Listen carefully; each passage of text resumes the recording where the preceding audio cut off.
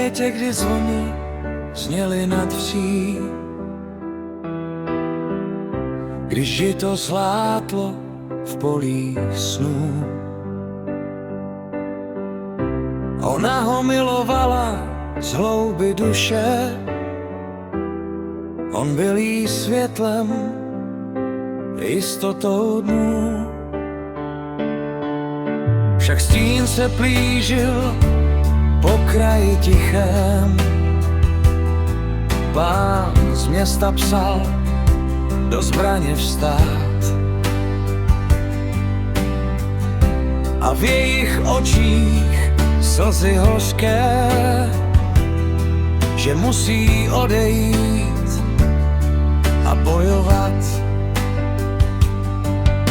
Lásko, neplač, z bojiště se vrátím, až skončí válka, sundám zbroj i štít.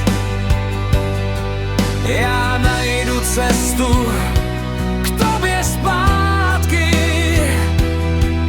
pak dům a děti s tebou mít.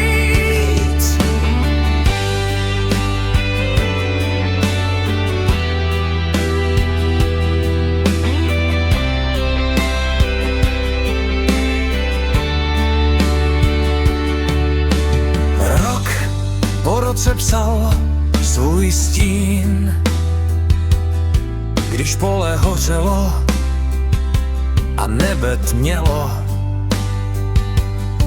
Tam padl mlád bez rozloučení s ní a srdce jeho navždy oněmělo.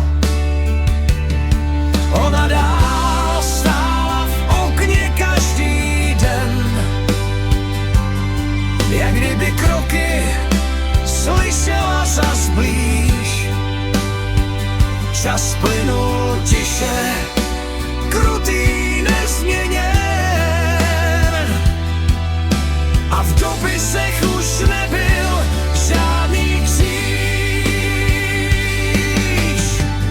Až jednou ráno nepřišel už hlas, co jméno jeho šeptal v modlitbách. Zem vzala si tiše, bez příkras, však duše šla mu vstříc po stejných stopách.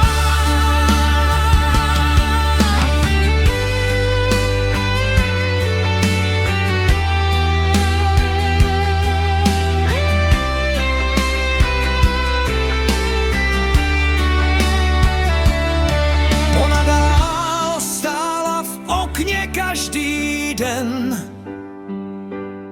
jak kdyby kroky slyšela zas blíž. Čas plynul tiše, krutý,